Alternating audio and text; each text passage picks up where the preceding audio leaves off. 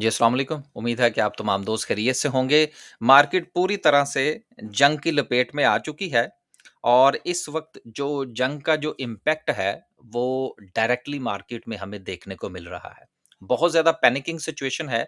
आज भी 7% के करीब जो है वो मार्केट एक ही दिन के अंदर पॉइंट्स लूज़ करती हुई हमें नज़र आई। मार्केट एक दिन में जो है वो बंद भी करना पड़ी ड्यूरिंग द सेशन जो है। 11,000 पॉइंट्स जो हैं वो आज मार्केट ने लूज़ कर दिए हैं। अब यहाँ पर एक चीज़ जो है वो समझनी बड़ी ज़रूरी है और वो ये है कि अगर हमारी ये जो जंगी कैफ़ियत है इस वक़्त दुनिया के अंदर, अगर ये सॉल्व हो जाता है मामला, तो क्या उसके बाद हमारी इकोनॉमी जो है वो अपने उसी वापस ट्रैक पर आ पाएगी? ये एक ऐसा सवाल है जिसका स्टॉक मार्केट के साथ डायरेक्टली ताल्लुक है। क्योंकि इकोनॉमी के अंदर अगर बेहतरी नहीं होगी, जान नहीं होगी, तो यकीनन मार्केट के अंदर जो पॉज़िटिविटी है वो आना मुश्किल होगा। तो ये चीज़ ऐसी है जिसको समझना और इसके मुताबिक फ़ैसला करना बड़ा ज़रूरी होता है। टेक्निकल्स, फंडामेंटल्स ये 2 ऐसी चीज़ें हैं जो कि मार्केट को मुतासिर करती हैं और मार्केट की स्टडीज़ के पॉइंट ऑफ व्यू से इन दोनों चीज़ों को देखा जाता है। फंडामेंटल प्रॉब्लम इस वक़्त जो है वो जंग की है। जंग जब तक सूरत-ए-हाल जो है वो बेहतर नहीं होती, टेक्निकली मार्केट का परफ़ॉर्म करना जो है वो बहुत मुश्किल होगा।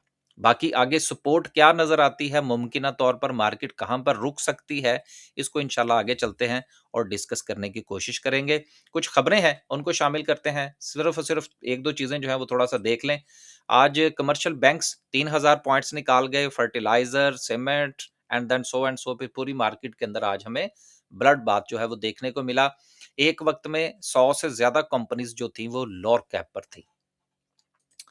कुछ खबरें हैं। पहली खबर जो है वो स्टेट बैंक ऑफ पाकिस्तान के हवाले से है जिसमें मॉनेटरी पॉलिसी में उन्होंने जो इंटरेस्ट रेट है उसमें कोई तब्दीली नहीं की। देखिए जो दोस्त अहबाब काफ़ी अरसे से हमारी वीडियोज़ के साथ मुंसलिक हैं, ये हम माज़ी में बहुत मर्तबा डिस्कस कर चुके हैं कि अब इकोनॉमी के अंदर जो सिचुएशन है उसको मद्देनज़र रखते हुए इंटरेस्ट रेट नीचे नहीं आना चाहिए, एक बात।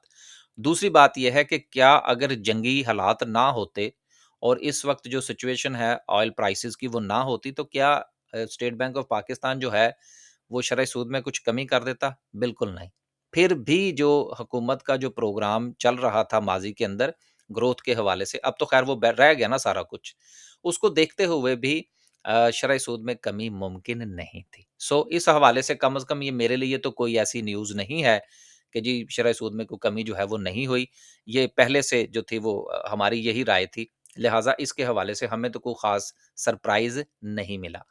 अगली खबर जो है वो सऊदी अरेबिया के साथ पाकिस्तान ने 5 अरब डॉलर के हवाले से जो है वो मदद माँगी है और इसके साथ ऑयल फैसिलिटी भी माँगी है। ये एक बहुत बड़ा जो है वो पैकेज पाकिस्तान जो है वो सऊदी अरेबिया से लेना चाह रहा है। आखिर इसकी जो वजह है वो क्या है और इसकी ज़रूरत क्यों महसूस हुई? इस वक़्त हमारे ख़ज़ाने के ऊपर जो बोझ है वो बहुत ज़्यादा पड़ रहा है। और उस बोझ के नतीजे में चूँकि हमारा इनफ्लो जो है वो बहुत कम है। अब आने वाले दिनों में जो रेमिटेंस हैं, वो भी मुतासिर होंगी क्योंकि सबसे ज़्यादा रेमिटेंस जो आती हैं, वो मिडल ईस्ट से आती हैं। अब देखिए उसमें 2-3 चीज़ें ना बड़ी सीधी-सीधी सी हैं। देखिए सच्ची बात तो ये है कि हम लोग जो यूरोप के अंदर हैं हमारे पास चूँकि यहाँ पर घर, सारी फैमिली, सारा कुछ यहाँ पर है, इसलिए हमारी जो बाहिर से जो यूरोप से या अमेरिका से जो रेमिटेंस जाना होती हैं, वो बहुत कम होती हैं कंपैरेटिवली। लेकिन जो कि मिडल ईस्ट में जो लोग रहते हैं, उनके यहाँ वहाँ पर वो फैसिलिटीज़ नहीं हैं, रहने के हवाले से जो कि यूरोप के अंदर मौजूद हैं या अमेरिका के अंदर मौजूद हैं। इसलिए वो जितना कमाते हैं, वो सारा का सारा पाकिस्तान भेज देते हैं। तो पाकिस्तान की रेमिटेंस का इन्हिसार सारा का सारा है गल्फ के ऊपर। अब वहाँ पे वॉर है, प्रोजेक्ट्स जो ऑनगोइंग हैं वो भी रुके हैं, नए प्रोजेक्ट्स अभी लगेंगे नहीं। जंग के रुकने का इंतज़ार होगा। तो अभी ये जो रेमिटेंस के ऊपर जो प्रेशर है ये आने वाले दिनों में हमें नज़र आएगा और उसी को मद्देनज़र रखते हुए पाकिस्तान ने ये स्टेप उठाया है। 2 चीज़ें हो गई। तीसरी चीज़ ये है कि अगर हमारी सिचुएशन इसी तरह से चलती है तो उसके बाद पाकिस्तान के इंपोर्ट्स को कंट्रोल करने की कोशिश की जाएगी और इंपोर्ट के नतीजे में 2 सेक्टर जो है वो डायरेक्टली या बुरी तरह से मुतासिर हो सकते हैं।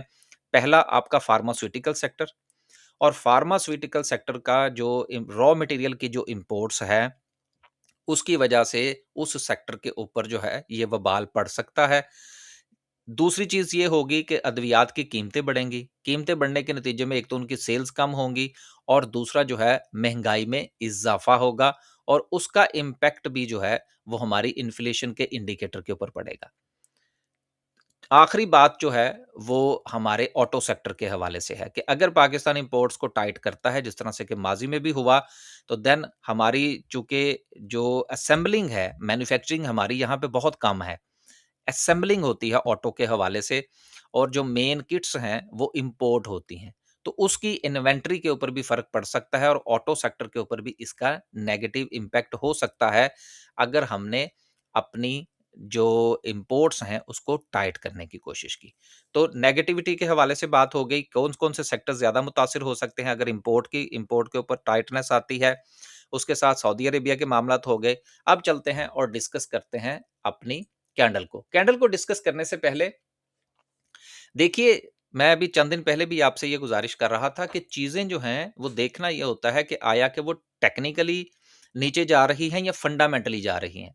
अब फंडामेंटली जब कोई चीज़ नीचे जाती है, तो जिस वजह से वो मामला खड़ा हुआ, जब तक वो मसला हल नहीं होता, तब तक किसी भी चीज़ के अंदर जो इम्प्रूवमेंट है, उसके आने के चांसेस बहुत कम होते हैं। मार्केट के अंदर हमें वक़्ती तौर पर रिकवरी देखने में नज़र नज़र आई लास्ट वीक के अंदर। अब नेक्स्ट जो मार्केट के पास मुमकिना तौर पर सपोर्ट थी, वो कोई अराउंड 147,000 का ज़ोन बनता है, जिसको कि आज मार्केट ने ब्रेक कर दिया है। अब आप ये देखिए कि यहाँ से लेकर यहाँ तक, ऊपर से लेकर यहाँ तक अगर अभी तक का अगर आप जायज़ा लें, तो किसी भी जगह पर आपको लोअर लो बनता हुआ नज़र नहीं आया और लोअर हाई बनता हुआ नज़र नहीं आया। तो इस तरह से जब मार्केट गिरती है तो इसको फॉलिंग नाइफ कहते हैं और जब फॉलिंग नाइफ हो तो उसमें आपने लॉन्ग टर्म इन्वेस्टमेंट के पॉइंट ऑफ व्यू से बहुत ही स्पेसिफिक लेवल्स आइडेंटिफाई करना होते हैं जहां पर आप जाके किसी ब्लू चिप के अंदर या किसी डिविडेंड पेइंग स्टॉक के अंदर आप अपनी एंट्री बनाते हैं या अपनी पोजीशंस में जो होल्डिंग है उसमें इजाफा करते हैं। ये ऐसा नहीं होता कि हर रोज अगर यहाँ पे लो लॉक लगे तो आप बाय करना शुरू कर दें। और दूसरी चीज ये होती है कि इस फॉलिंग नाइफ को मद्देनजर रखते हुए और जिस तरह से जो इम्पैक्ट क्रिएट हो रहा है, देखिए तसल्लियों का सिलसिला अभी भी जारी है कि नहीं जी वो मार देखिए ना मानना एक ऐसी चीज होती है जो कि मार्केट में आपको रहने के काबिल नहीं छोड़ती। तो जब भी आप काम करें लेवल्स के मुताबिक करें। अभी तक का जो लेवल था हम जिसके हवाले से सबसे ज्यादा बात करते रहे हैं, जहां से ये वाला वो लेवल था कि जिस वक्त ये टूटा जो कि 171,000 का जो लेवल था, तो फिर हमने बात की थी कि मार्केट का डाउन ट्रेंड शुरू हो गया। अब उसके बाद से लेकर अब तक जो सिलसिला है वो कंटिन्यूअसली चलता ही चला जा रहा है नीचे की तरफ और उसमें अभी तक किसी किस्म की कोई अच्छी सपोर्ट जो है वो बनती हुई नजर नहीं आ रही। So right at the moment market के ने आज जहां पर क्लोजिंग दी है उसके करीब ये सपोर्ट जरूर है, लेकिन ये उस वक्त तक कारआमद नहीं होगी जब तक कि कोई फंडामेंटली को अच्छी न्यूज ना आ जाए और वो इस जगह पर मार्केट को सपोर्ट ना करे। वो तमाम दोस्त जो कि ट्रेडिंग करते हैं, हमने भी आज ट्रेडिंग की और दो शेयर्स के अंदर दो शेयर्स को हमने लो पे उठाया, जिसमें एक पीएसओ था, दूसरा यूनिटी था। बस दो ट्रेड्स की, दोनों जब ऊपर गए तो उनमें से हमने एग्जिट लेने की कोशिश की। That's it. बाकी हमने किसी किस्म की को आज ट्रेड नहीं ली। तो आप दोस्तों से भी यही गुजारिश है कि अगर आप इन्वेस्टर हैं तो स्टॉक्स को देखिए, उनके लेवल्स को आइडेंटिफाई कीजिए, लेकिन वो अच्छे लेवल हों। हर लोअर कैप के ऊपर खरीदना ज़रूरी नहीं होता। कितना को पैसा आपके पास होगा कि आप जो है वो वहाँ पे उसको खरीदते जाएँ। इसलिए अपनी स्ट्रैटेजी बनाइए, लेवल्स आइडेंटिफाई कीजिए। आज के लिए सिर्फ इतना ही। खुश रहें, आबाद रहें और अपने आप को कंट्रोल करने की कोशिश करें। पैनिकिंग सिचुएशन को हैंडल करने की कोशिश करें। अक्सर दोस्त जो हैं वो हमारी इस बात को इस तरह से ले जाते हैं कि जी अपने आप को कंट्रोल करने का मतलब ये है कि आप अपनी पोजीशंस को होल्ड कर लें। हम हमेशा से ये बात करते आए हैं कि आप अपने लेवल्स के मुताबिक बात करें। अगर आपने किसी चीज़ का स्टॉप लॉस लिया है, इसके नीचे स्टॉप लॉस रखा है, तो देन आपकी एग्ज़िट जो है वो यहाँ पर बनती है। कभी इस हवाले से ना करें कि अच्छा जी अब चीज़ ठीक हो जाएगी, अब चीज़ ठीक हो जाएगी। नहीं, जब जहाँ से बात शुरू हुई थी, जब तक वो मसला हल नहीं होगा, तब तक बात भी नहीं बनेगी। इजाज़त दीजिए जी। अल्लाह हाफ़िज़।